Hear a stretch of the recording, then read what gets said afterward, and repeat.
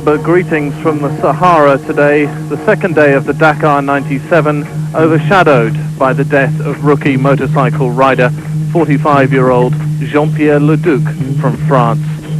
His death on the event that he dreamed of doing just came 247 kilometers into today's 505-kilometer stage from Tambacounda in Senegal to Kai in Mali.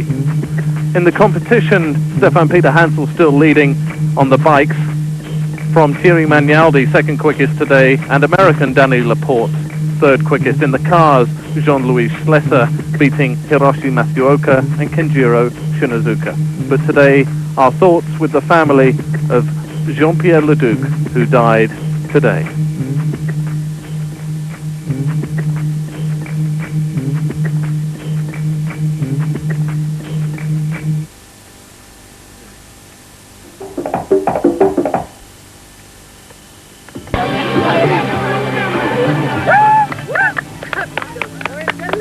And no surprise to see Stefan Peter Hansel, the man who's won this event 5 times, who pulled out halfway through last year's rally because he had bad fuel, came back only this year when guaranteed that he'd have good fuel for his Yamaha so he could beat the KTMs. And that's what he's doing so far on this rally.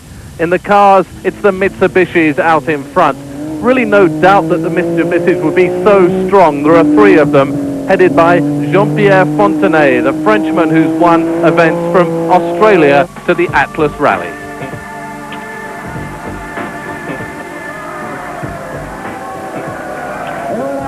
In Dakar, celebrating his birthday, Shige Onge, number 50, spraying the champagne before the event starts, not afterwards.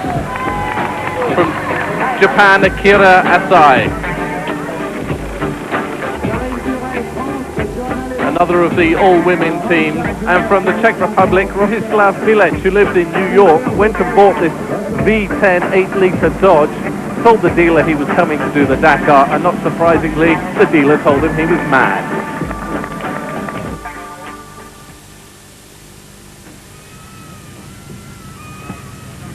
Even that first stage...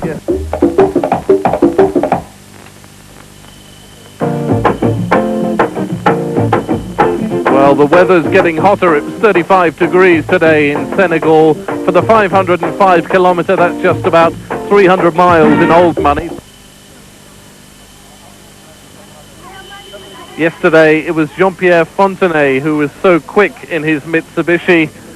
Will the Mitsubishis be able to do it again today? Well, we'll see in just a second. Bruno Sabi, the team leader at Mitsubishi, starting this morning, having a little chat, looking very cool, although with the sun out today, it's going to be hot.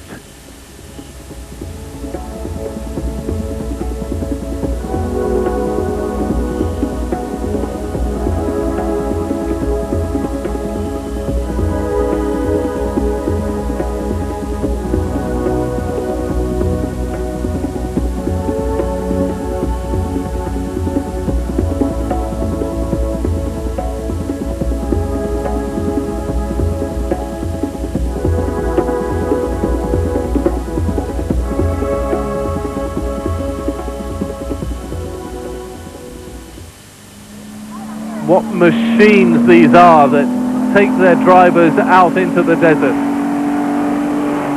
Everything from Nissans, Mitsubishis, SsangYongs, Toyotas. This one of the team headed by Philippe Womberg, the former driver for the Citroën team last year, and Orate as well. Thierry Delaverne gets going.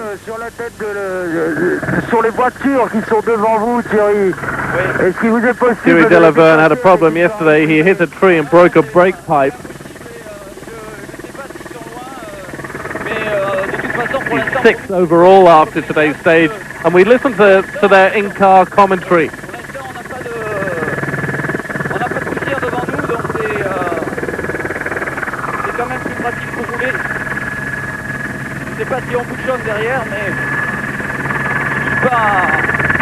Luis Argeles, his co-driver, his navigator, telling him where to go. It's almost a little chit-chat they've got going there. It's not quite the hectic pace of a World Rally Championship round where They go 19 to the dozen. They have maybe 5 minutes of competition in each stage. Today they'll be in the car for over 10 hours. Fording that river, Kenjiro Shinazuka and Henri Mine, his co-driver. No getting out and pushing for 2:01. Jean-Louis Schlesser, fastest on today's stage, ahead of Hiroshi Masuoka. Not a good day for everybody though. 2:39 out of the rally. Its front left end buried deep into a bank. Bernard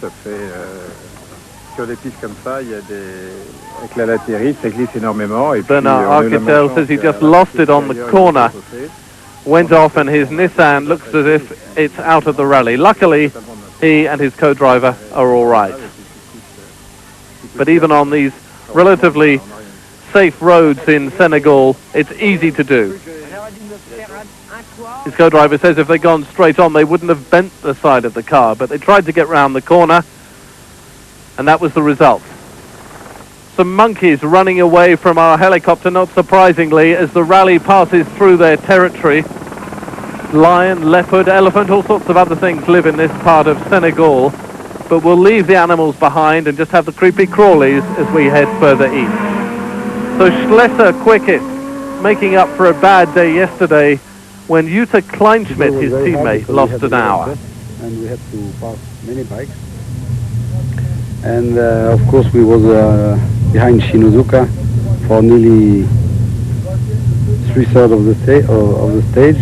Then he had a puncture, then we catch Bruno and we stay with him till the end of the stage. So Schlesser, twice the World Sports Cars champion, explaining what he did today. That's Masuoka with his co-driver Hertz alongside.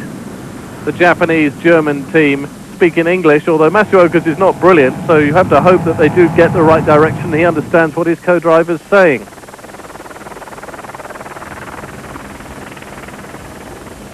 Time control halfway through. It's very, very dangerous. We must pass more than 30-40 motorbike. It's very, very dangerous for us and also for motorbike. But maybe from tomorrow, I think, okay, we don't have any dust because from tomorrow, I think, more wide piste and also sand. So it should be okay from tomorrow. Kenjiro Shinazuka, third quickest today, third overall behind Schlesser and Sabi. Just a minute separating the top four competitors, a lot closer in the cars than the bikes at the moment. Not a good day for Patrick Tombe. Worked up front wishbone, as you can see, just here. Press rupture. Everything went fine, 50 Ks in the holes, pretty standard, and it just broke. It's probably, the bottom part has been reinforced and is quite strong. The top part probably needs to be stronger. 200 mètres. Patrick Tombe, the former Ferrari Grand Prix driver, in trouble. He limped into Kai this evening. He's dropped so much time. Jérôme Rivière, his teammate yesterday, lost a lot of time when all the oil dropped out of his gearbox. So Sanyong having a pretty tough introduction to this year's Dakar. They're going to have to build a stronger car if they want to come back and beat the other Far Eastern competitors and manufacturers. Uma pista que eu já estou habituado, embora seja muito rápida, nós hoje demos velocidades. One of the Portuguese competitors in the rally. A lot of Portuguese, a lot of Spaniards, less Italians than in the past. Virtually no British and a handful of Americans. So that's the way the Dakar's going. There are more and more international competitors and less French.